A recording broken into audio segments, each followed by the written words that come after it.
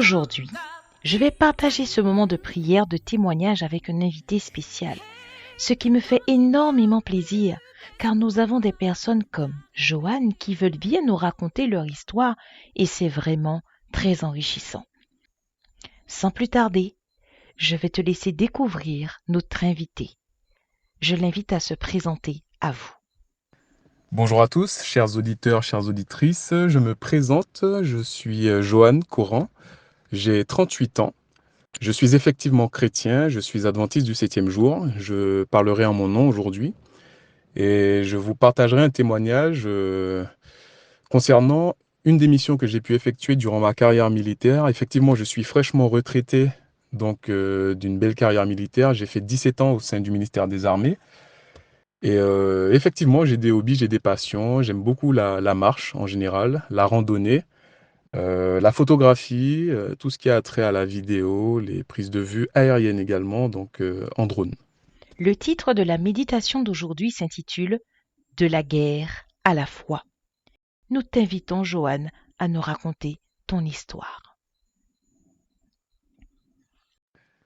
Alors mon témoignage est le suivant. Je suis d'origine martiniquaise, donc je me suis engagé en Martinique en 2006. J'ai pu effectuer 2 ans sur place, donc en Martinique, et j'ai fait pas mal de missions sur place. Suite à ça, j'ai reçu une mutation en 2008 pour intégrer le 3e régiment d'infanterie de marine basé à Vannes, en Bretagne. À peine arrivé, j'ai commencé un entraînement très intensif pour une mission assez particulière qui était l'Afghanistan. Mon régiment et ma compagnie étaient projetés en Afghanistan en juin 2009 et la préparation avait commencé de manière intensive dès mon arrivée. Du coup, après un an d'entraînement et de formation, j'étais projeté en Afghanistan. Donc, avant ce départ, étant moi-même, étant croyant en fait, étant issu d'une grand-mère adventiste qui m'a offert ma première Bible, j'étais, disons que je vivais un peu comme je voulais, ayant toujours la connaissance de la parole de Dieu, ayant toujours ma Bible offerte par ma grand-mère. Étant conscient que le mode de vie que je menais n'était pas conforme à la parole de Dieu, j'étais malgré tout dans cette dynamique de vivre comme je l'entendais. Mais tout en sachant que nul ne connaîtra le royaume des cieux sans renaître d'eau et d'esprit. Donc quand j'ai appris que je devais être projeté en Afghanistan, ça a créé un déclic chez moi. Et je me suis dit, mince, il faut que je me fasse baptiser. Je le sais, parce que il y a des chances très fortes que je ne revienne pas de cette mission. Donc, partant de ce principe, je me suis dit, bon, je me suis mis en quête d'une église, quelle qu'elle soit, protestante, pour passer par les eaux du baptême par immersion. Donc, j'ai cherché un peu partout sur Internet, etc. Et effectivement, j'ai trouvé une église protestante baptiste qui était juste à côté du régiment dans lequel j'étais. Et j'ai commencé à fréquenter cette église, les dimanches.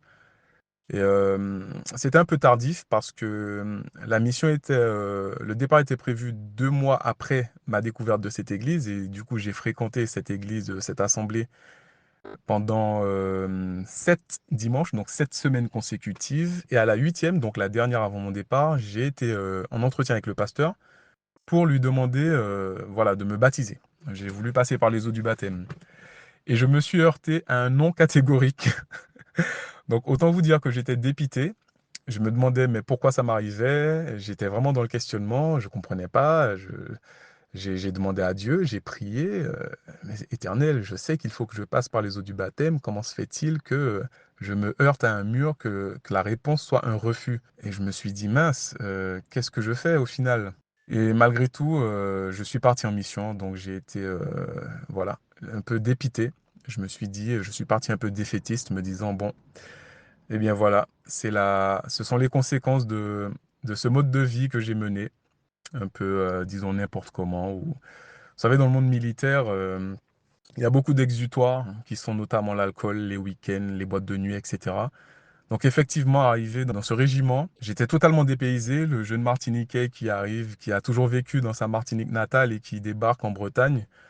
Alors les us et coutumes, je ne les avais pas. Donc un groupe de collègues militaires m'ont pris sous leur aile.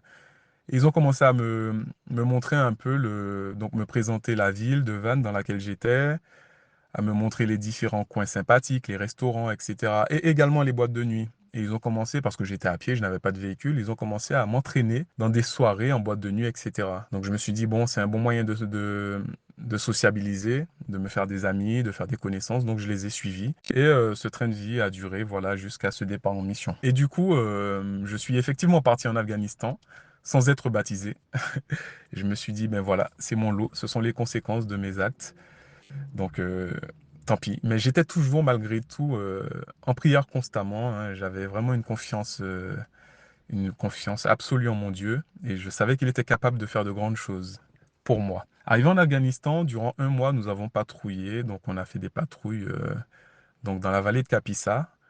Et effectivement, les talibans, hein, ennemis de l'époque, ont une méthodologie bien précise. Ils observent les nouveaux contingents, les nouveaux arrivants, pour voir leur mode de déplacement, pour voir la façon dont ils patrouillent, etc. S'ils sont un peu tête en l'air, s'ils sont un peu relâchés, détendus, ou alors s'ils sont vraiment vigilants, s'ils sont sur le qui-vive. Et pendant un mois, ils ont observé. Et au bout d'un mois, il y a eu notre premier contact. Donc, ce qu'on appelle un contact, c'est quand on se fait attaquer, on tombe dans une embuscade. Et je peux vous assurer que durant ce premier contact, on aurait tous dû y passer. Donc, je n'aurais pas dû être là à faire ce témoignage aujourd'hui, mais l'Éternel est tout-puissant. Et durant ce premier contact, il m'est arrivé une chose assez folle. Euh, je vais essayer de pas trop rentrer dans les détails pour être le plus concis possible. C'était une embuscade à très courte distance, on peut parler de 20-25 mètres. Ça n'avait jamais été le cas durant cette opération. En tout cas, tant que la France était sur place, ça n'était jamais arrivé. C'était vraiment des distances très éloignées, à 600 mètres, 1 kilomètre, etc. Et lors de ce premier contact, moi qui étais tireur d'élite, tireur de précision, j'étais quand même intégré à un groupe et j'étais dernier de la file. Donc j'ai vu effectivement les talibans qui nous ont attaqués. Pour passer les détails, je suis tombé assis en plein découvert. Donc autant vous dire qu'avec un casque, un gilet pare-balles, un sac à dos rempli à 30 kilos avec de l'armement, des munitions, des grenades, de l'eau, des rations de combat, c'est très difficile de pouvoir se relever dans ces conditions. J'étais en triple dotation, donc j'avais un fusil d'assaut, le FAMAS, j'avais un fusil de précision en tant que tireur d'élite et une arme de poing. Je veux faire une petite parenthèse concernant cette mission de 6 mois. Je loue et je rends grâce au Seigneur. Je loue le Seigneur parce que je suis intimement convaincu et persuadé qu'il m'a préservé d'ôter la vie. Donc aujourd'hui, ma conscience est tranquille parce que je suis convaincu que je n'ai ôté la vie à personne. Je vais vous donner le contexte. Du coup, premier contact, je tombe assis en plein découvert et je me suis dit, bon, ça y est, premier contact, c'est terminé. Je m'y attendais un petit peu avec ma chance légendaire, je réfléchissais comme ça. À ce moment-là, il s'est passé quelque chose d'assez fou. L'Éternel a opéré un miracle en ma faveur. J'ai vu un taliban face à moi qui m'a visé avec son arme d'assaut, son AK-47. Il m'a tiré dessus. Et lorsqu'il m'a tiré dessus, je peux vous assurer qu'il visait ma tête. Et alors qu'il me tirait dessus à cette distance très très rapprochée, très courte, il a quand même réussi à me louper. Je sais pertinemment que c'est la main de Dieu qui m'a préservé à ce moment précis. Et du coup, j'ai eu un jet d'adrénaline, ça m'a permis de me relever très rapidement et de me soustraire à cette embuscade. Et tous mes camarades, heureusement, ont pu s'y soustraire. Il n'y a eu aucun blessé, aucune perte. C'était le tout premier contact. J'étais un peu inconscient de ce qui se passait. J'étais un peu dans l'euphorie, entre guillemets, du moment parce qu'on s'était entraîné très durement pendant un an et j'étais un peu inconscient de... Voilà, j'étais un peu dans le moment présent, n'étant pas vraiment conscient que je pouvais perdre la vie. C'est un peu paradoxal alors qu'on se faisait tirer dessus. Mais après coup, donc pour aller à l'essentiel, donc j'ai été blessé 2 fois en Afghanistan. Je peux en parler aujourd'hui sans difficulté. Je n'ai aucune séquelle, ni physique, ni mentale. Gloire à Dieu, il est tout puissant. Et je suis intimement convaincu, parce que j'ai eu beaucoup de camarades qui malheureusement ont eu des stress post-traumatiques, ont malheureusement mis fin à leur jour, etc., qui s'en sont pas, enfin, qui s'en sont plutôt mal sortis. Je suis intimement convaincu que c'est vraiment la main de l'Éternel qui m'a préservé jusqu'à maintenant. Et je le loue pour cela.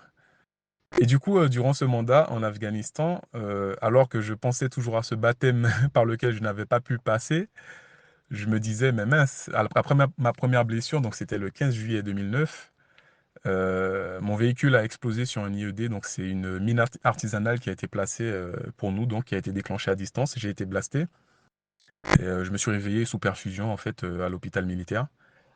Et au final, voilà, je n'ai eu aucune séquelle. Ma deuxième blessure, c'était un éclat enfin, un éclat, oui, d'obus que j'ai pris pas vraiment dans l'œil, mais dans l'appareil de vision nocturne que j'avais sur les yeux. Ça l'a cassé en deux. J'ai eu un petit impact à l'œil, j'ai eu une semaine de convalescence, mais zéro séquelle. J'ai une vue excellente. J'ai fait un test récemment, j'ai 16 dixièmes à chaque œil. Donc la main de Dieu est encore passée par là. Et du coup, je vais essayer d'être le plus rapide possible, le plus concis. Au troisième mois, il s'est passé un événement qui a changé un peu mon mandat. Il y a eu en fait un blessé grave dans nos rangs. Et là, j'ai réalisé que voilà, ça aurait pu m'arriver, ça aurait dû m'arriver même. Et j'avoue que la deuxième partie de ce mandat était un peu plus difficile parce que je me disais, mince, je peux y rester en fait. Et j'avais vraiment conscience de ça à ce moment-là. Et bien malgré tout, le mandat s'est terminé. J'ai fait les 6 mois. J'ai été blessé 2 fois, certes, zéro séquelle. J'ai été rapatrié en France. J'ai loué le Seigneur et j'ai compris pourquoi je n'étais pas passé par les eaux du baptême avant. La réponse de Dieu à ce moment-là, c'était non, ou plutôt pas encore. Parce que la démarche n'était pas vraiment sincère, en fait. J'ai voulu passer par les eaux du baptême comme une... Et en fait, c'était un peu comme une potion magique, hein, une baguette magique qui accorde le salut dès qu'on passe par les eaux du baptême. Mais en fait, je n'avais pas vraiment compris que cette alliance, c'était vraiment un style de vie que je devais adopter. C'était vraiment un mode de vie totalement différent. Et je l'ai compris par la suite. Et j'ai compris que le Seigneur m'a préservé de passer par les eaux du baptême précipitamment pour qu'ensuite je puisse prendre conscience de la portée de cet engagement, de cette alliance qu'est le baptême. Et aujourd'hui, je suis baptisé, je suis adventiste, gloire à Dieu, et je le loue pour toutes les grâces et toutes les bénédictions et tous les miracles qu'il a accomplis dans ma vie. Il y en a énormément, hein. Ça c'est vraiment une petite parenthèse, mais étant donné que le temps joue contre nous, voilà, j'ai essayé d'être le plus bref et concis possible. Il faut quand même savoir que j'ai fait effectivement mes 11 premières années dans un régiment d'infanterie en tant que combattant, tireur d'élite. Et à la 11e année, je me suis dit, mais je m'arrête là parce que ce n'est plus du tout en accord avec mes convictions personnelles, donc notamment ma foi. Je ne veux plus m'entraîner à tuer. Il faut dire les choses telles qu'elles sont. Quand on s'entraîne à tirer, eh bien, on s'entraîne à ôter la vie. Et j'ai voulu devenir ambulancier, donc j'ai voulu m'entraîner à sauver des vies. Et un poste m'a été proposé, donc, en tant que communicant. Donc, parce que j'avais un drone à l'époque et je faisais des vidéos un peu aléatoires. Et par le plus grand des hasards, non, je ne crois pas au hasard. Je crois que c'est encore la main de Dieu qui est intervenue en ma faveur.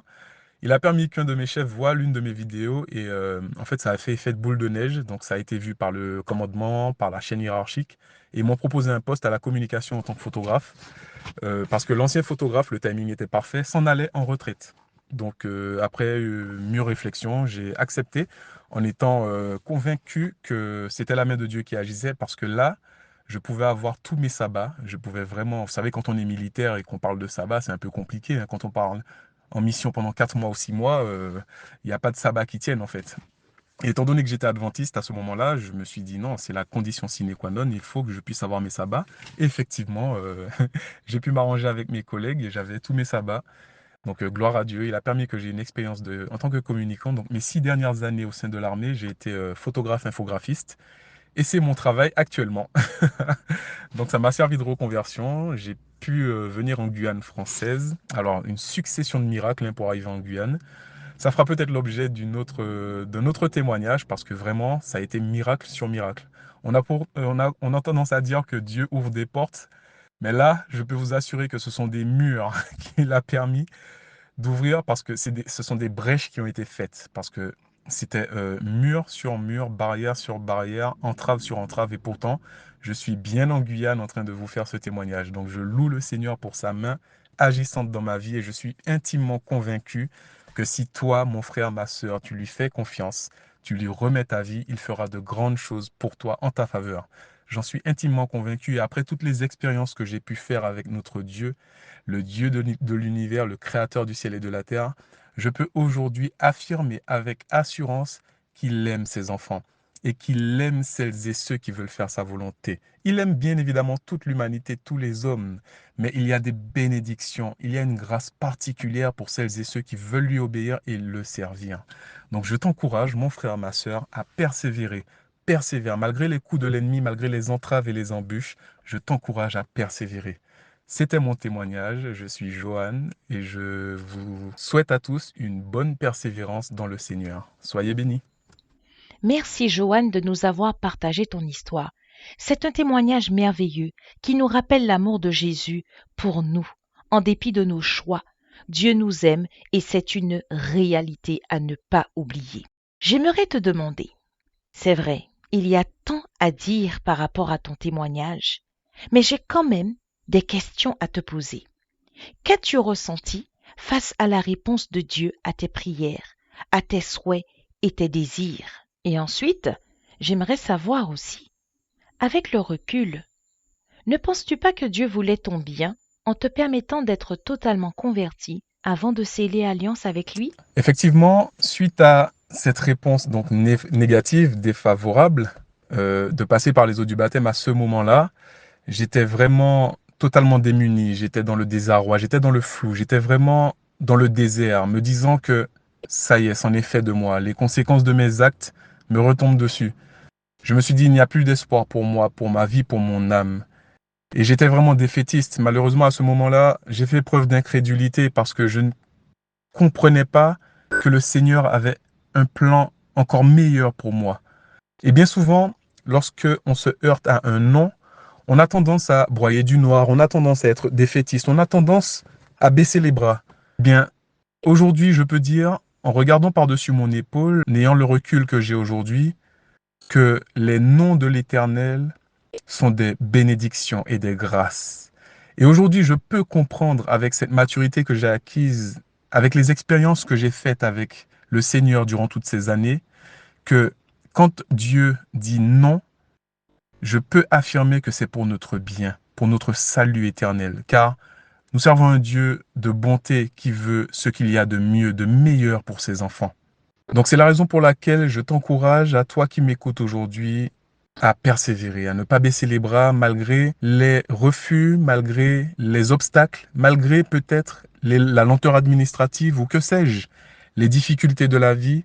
Je t'encourage à persévérer et à rester confiant parce que le Seigneur agit, même quand on ne soupçonne pas sa main, il agit. Il faut qu'on puisse lui faire confiance, rester confiant et vraiment s'attendre à l'Éternel. Le Seigneur est tellement proche de nous, chers auditeurs, chères auditrices, et malheureusement c'est triste à dire, mais c'est nous qui nous éloignons de lui. Nous trouvons ses réponses injustes, sévères, on est déçu, triste, mécontent devant son nom. Mais si seulement on pouvait voir à quel point il nous aime et que son non, la réponse non qu'il nous donne, n'est pas méchante, mais ses réponses sont signées par son amour, sa fidélité. Et si seulement on pouvait prendre conscience de tout cela, on le louerait, malgré la peine et la tristesse que cela engendre. Ce sont des paroles qui nous invitent à persévérer, tout comme nous l'a dit Joanne dans son message. Persévérons, quoi qu'il arrive, quoi qu'il advienne, même si on ne comprend pas, même si on n'a pas les explications, mais nous devons continuer à persévérer et à placer notre confiance en l'Éternel. C'était Laetitia avec vous. Je vous dis à bientôt pour une prochaine émission.